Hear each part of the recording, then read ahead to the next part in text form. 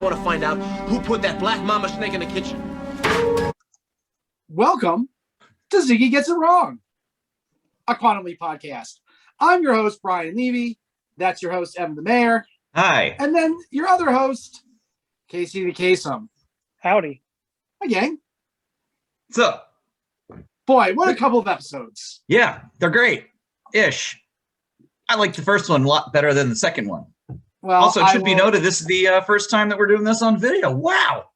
So exciting. Oh, boy. I will give you the summary of these episodes. Go for it, Brian.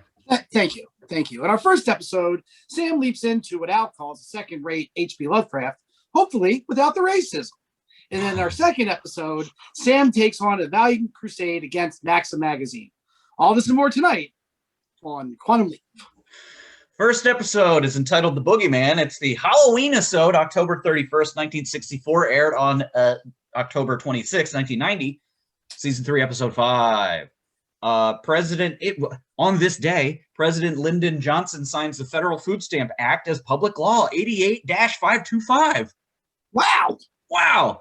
Wow. Top movie at the box office is Mary Poppins, which is at that time going toe-to-toe with My Fair Lady. Both movies I've seen, do both movies have Julie Andrews in them? Oh my God, do they?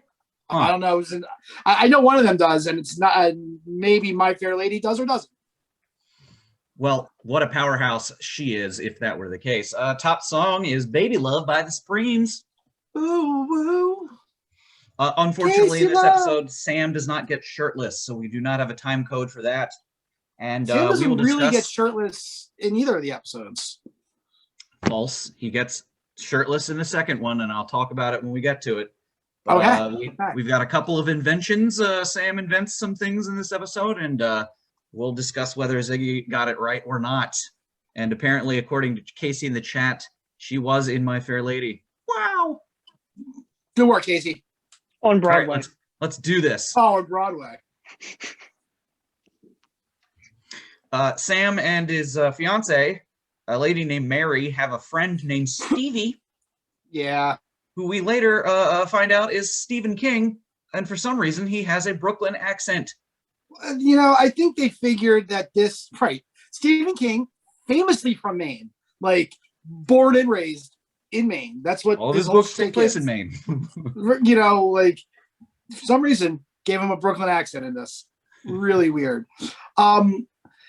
They figured that this plot line worked so well in How the Test Was Won with Buddy Holly, right? That they might as well just do it again, but with Stephen King. Yeah. Well, okay. So the episode basically starts with Sam leaping into this person. He's so stupid that he at first thinks that it's actually the year 1879 because he doesn't know how his time traveling experiment works. No, theorizing that he can just time travel anywhere and anytime. Outside of his own lifetime. Sam is immediately then scared by some people in masks, and he falls down the stairs, and I thought that was the end of the episode, and he died. That would have been great. Yep. End of the series, really. Yeah, no more. That's it. Show's done. The end. Apparently, falls kill people. Well, I mean, as we'll later learn, this fall did have a rather... compound problem issue. There's a lot going on with it. The rest of the episode goes along where Al shows up and we're like, what are we here for? And he's like, I don't know, your fiance gets strangled to death or something. Maybe she's a witch or something. We're not really giving you. And because the show is so fucking like loosey goosey with its rules, like you don't really notice. Like, yeah, sure, that sounds about right. You know, yeah. Ziggy's not helpful in this one. The entire, the name of this podcast is Ziggy Gets It Wrong. I'm not all that surprised to hear that Ziggy is going to be unhelpful in any given scenario. But at least the explanation for why Ziggy is not helpful is very good at the very end, which I thought was the funniest part, where it's like Al just shows up and he's like, oh, you got to save this guy's life. And he's like, okay, whee! And that's it. So, okay, let's just get down to the nitty-gritty. There's a goat murderer. There's a murderous goat afoot. There's a murderous goat. There's a murderous snake. Is there Oh, a yeah. murderous cat or something? No, it's the snake and the goat. The snake at least exists. The goat, not so much. We never got a confirmation that the goat was real. But there's a ghost cat as well. People at least knew that the snake was there before the snake started murdering people. Right. And my favorite line, and definitely the title of this episode is, "Who put that black mamba snake in the kitchen?" No, that's right. Maybe that's the name of your sex tape. I'm gonna find out. Maybe it is. So it's important. So I want to get down to talking about Dean Stockwell acting against Dean Stockwell. Right. Okay. So it are we turns just out, like fast forwarding to the very end then? Oh yeah, I mean, what else would you like to hit before we get there? Everybody that he comes into contact with dies. This is true, except for his girlfriend and Steve King, Representative Steve King. That's who this episode is really about. We need to bring up the part where Sam mansplains psychokinesis to Al, where a skull flies across the room and then Mary has a seizure and she's in the hospital and he's like, "Al, psychokinesis is real, okay? The brain has peptides and electromagnetic stuff, and boom." Hello, Sam. It's me. I'm an astronaut who's part of a top secret time travel experiment. And I'm here to tell you that I've done everything in my life except seen Ghostbusters. So I have no idea what you're talking about. Right. Any of this stuff. We've never talked about this in meetings before either. And we've already had an episode where we've confirmed that ghosts are real. So I have no idea why Al would doubt the idea that someone who's having a seizure could somehow make a skull fly across the room and break it on the wall. Wait. You're telling me in this time travel experiment run by God that there are ghosts? Well, that's just too much. Too much, can't deal with it. Get out of here. Vampires? No. What? There's no such thing as the supernatural. Yeah, murderous ghosts. There's no such thing as the supernatural except for the divine being that is bouncing you around time and bodies. That's it. Yep. That's all I can deal with. But there's a lot of like weird sheriff stuff with the match in his mouth. Why was that a trope? Like I chew on matches. I'm that guy. Was anybody else really disappointed that the sheriff wasn't William Sadler? Death from Bogus Journey. Well, yeah, if he would have ripped off his rubber mask before he turned into Evil Al. That was okay. So we've talked about Evil Al. We've gotten there. Right. A whole bunch of crazy, wacky shit happens, and there's ghosts involved in killer goats and things like that. And there's generally the episode's a little creepy. I thought the whole thing with the goat pulling at the shirt on the ladder was a little tense. You know, why did that guy? I think we all agree that guy deserved to die because he wrapped that shirt around the ladder, and everybody knows that goats eat shirts. Oh, everybody knows that, and cans. So that guy was just like a handyman, right? Like, yeah, with a rickety ladder that apparently was being stabilized by a flannel shirt. Quick, somebody get me. I'm also the handyman. This is also, but the handyman also talks in like real creepy sayings, like, you know what the devil says you do when you masturbate and stuff like that. I'm like, whoa, handyman. I was just asking about the weather. We also never really got an explanation other than it's a nightmare that why the typewriter kept updating every time someone died. Well, a bunch of people die. And Sam is very upset, like super upset that people are dying. I guess he's not doing his job in his mind or whatever. He's like, damn it, this old lady died in the kitchen and a black mamba bit her and I tried to kill it with a broom, but I didn't. What if like Sam leaps into a mission and I was like, all right, buddy, here's the deal. You're going to have to let these two people die. They don't really matter. But your mission is the third guy. You can't let the third one die. Right. We've got a little bit of collateral damage that we're allowed to, make. So anyway, we've said at the beginning that Sam has taken this fall down the steps, right? Yes. What it turns out has happened is really the entire episode is a dream Right. Because all of a sudden, Sam's talking to Al, and Al's like, I'm really mean and creepy, and I'm going to say a whole bunch of stuff that make you think I'm the devil. And then Sam grabs Al, and this is the only time the two ever touch in the entire show. Oh, that's right. This is it, because normally Al's in the future. So, and then Al's it was like, a pretty cool scene. It was a cool scene because he's like grabbing Al, Satan Al, or whatever he's supposed to be, and then holographic Al comes in. And he's like, "Oh, Sam, Ziggy was Sam, on the I know you've been here a week and people keep dying. Well, let me tell you, your job was to stop the first guy from dying. Oh my God." So he's completely oblivious to whatever's going on, and then you've got the showdown with the devil. Do they not have a camera on the outside of the imaging room at Project Quantum Leap? But is Darcy not just sitting there watching the episodes like on WandaVision? I don't understand. Oh, you did it! You made it not evergreen, Brian. Oh, whatever. Timely reference. Sorry. I'm sorry. It's not as if we haven't been doing this project for the last 3.5 years. Finally getting to this.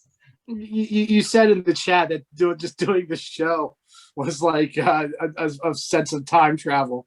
Yep. Yeah. When we started it, I wasn't married, and here I am, not married again.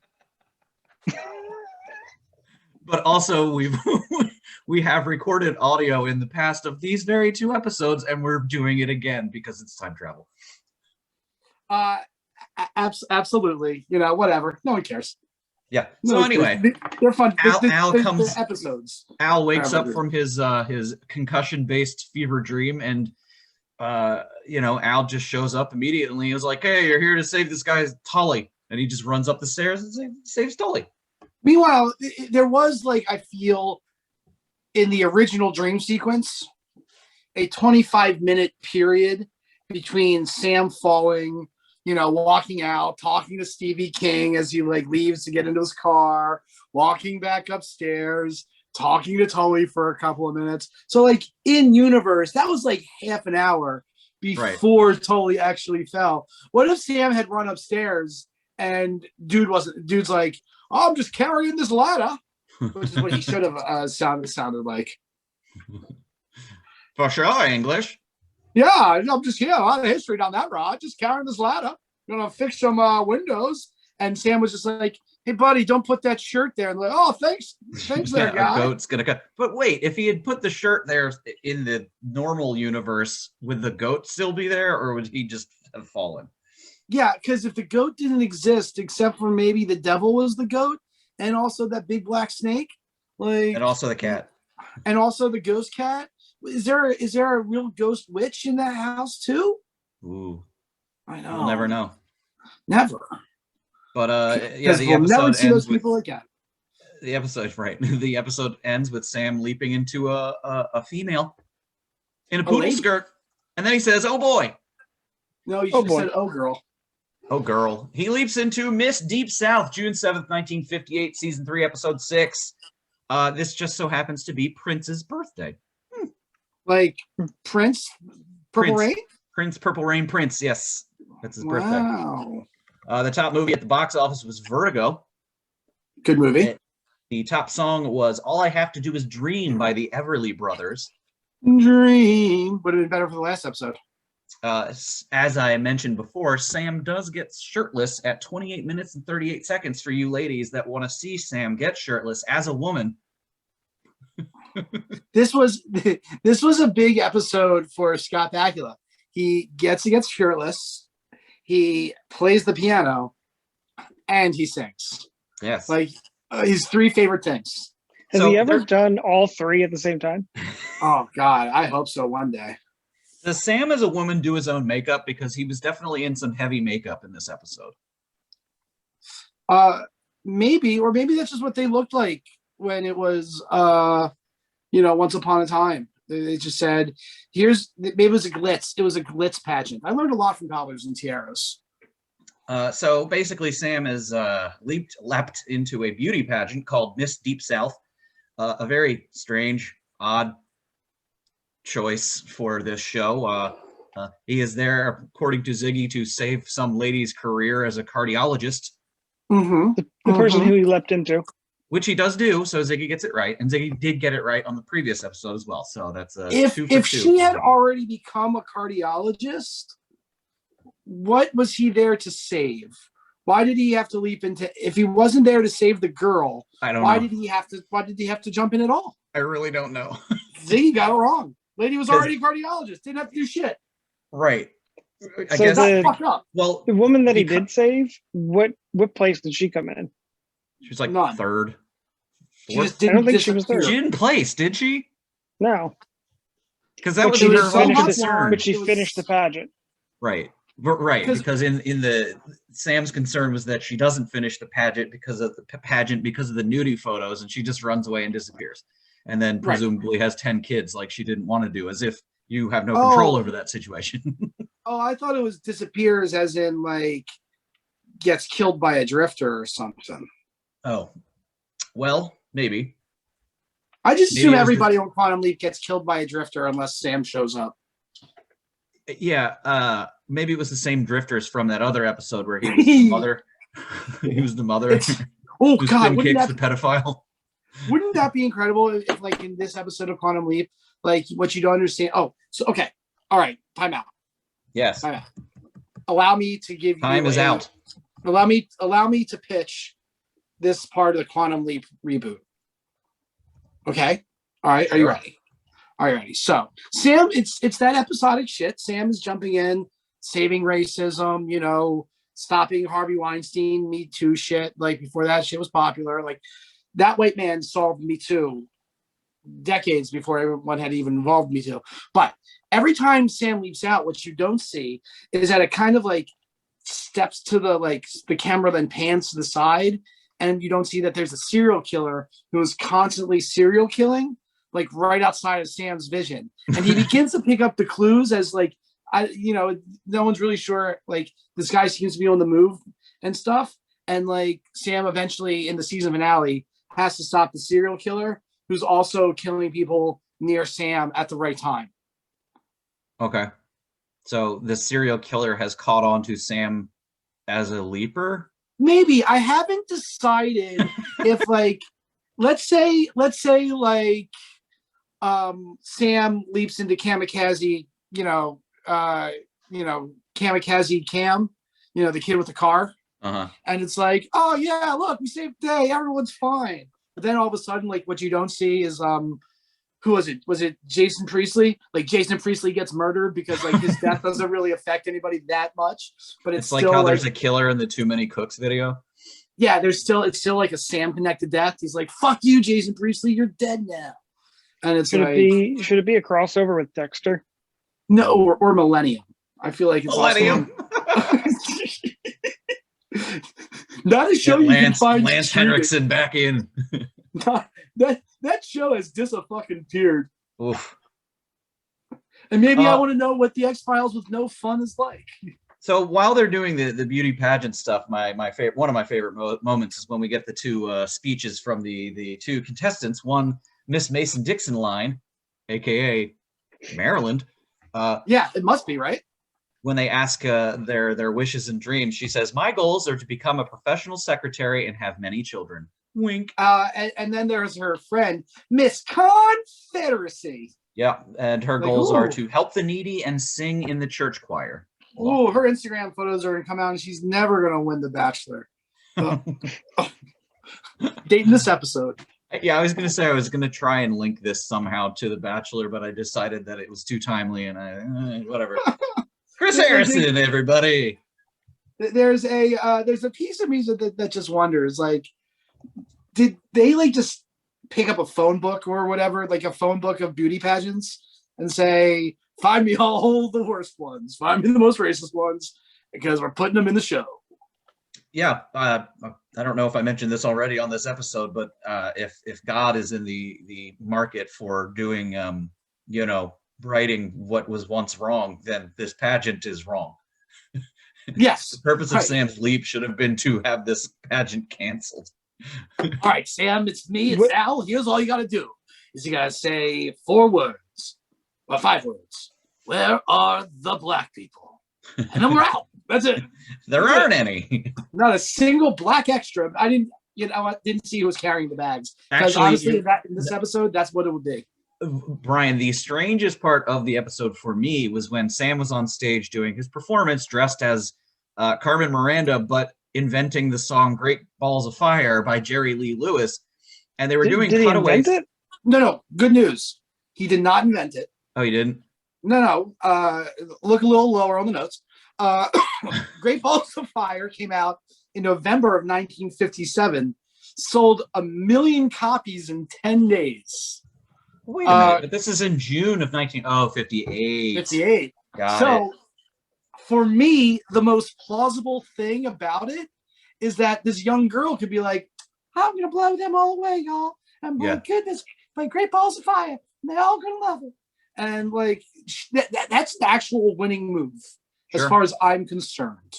Yeah, it's a bop, especially with the piano riffs and stuff. Anyway, they did a bunch of cutaways to the audience, and I noticed that this was some B-roll footage from I don't know where, but the audience, depending on which shot they were using, went from being mostly Asian to mixed everybody to just all white people. It was very strange. There's a Filipino man with a mustache, and I'm like, the fuck did they find this guy? Right. And I never realized that it was stock footage. So yeah, it was definitely stock footage, but also definitely not from 1958. Weird. So this episode has a couple of fun ties. There's like, it's not fun when she's taking off her shirt and crying for the scummy photographer, or when she's rocking back and forth in the shower. That was a little funny. But the face when she's like, I'm gonna get, and you're gonna get real close. I'm gonna get naked for you and not embarrass myself. And I'm like, how are you gonna masturbate to this later, dude? Like what? Right. Check out. It's the most terrified topless chicks in America. Ooh, check out Miss April. Woo! So yeah, I was very confused as to what this dude's motivation was, like taking topless photos to blackmail these people or just to like make Didn't he say he was going to put it on a calendar? Yeah, he said something about that. He was going to put it yeah. It's like Sam's like, Al shows up like, I recognize her from my mechanic's office. You know? Like, right. There's that. And so it turns out that this tailgun in 1955 had a real set of major league set of gun turrets. Oh, I'm gonna say mean things about women, but then say like, don't do mean things to women. I'm a real conundrum here. I'm out. The lady who was in charge of the pageant, she was Matlock's partner. Oh, for real? Yeah, she was on. She was on 5 seasons of Matlock, and like 2 seasons of St. Elsewhere or something. Like, lady was in stuff, and she was also the victim of this horrible photographer. First of all, if she was the victim of his photography, why would she continue to work with him for another 8 years? Well, because feminism hadn't been invented yet. Oh, yeah. When does Sam invent that? In a couple of episodes. he says, Gloria Steinem, it's me, Al. And I'm going to tell you, I'm inventing feminism for you. I think Gloria Steinem invented feminism, right? She went to the Playboy Club and said, hey, be nicer. And they invented hey, be nicer. Oh, man. Hey, eyes up here, buddy. And then all the guys dropped their cigarettes and they were like, oh, my God. I've never thought of it that way. Be nicer. Hey, they printed it on a T-shirt, and that's how it started. Hey, it's me, Gloria Steinem. Hashtag me too. You'll get it later. That might be too new for you, but your kids are going to love it. Yep. Gloria Steinem is. Mickey Mouse is Gloria Steinem in The Playboy and the Cat.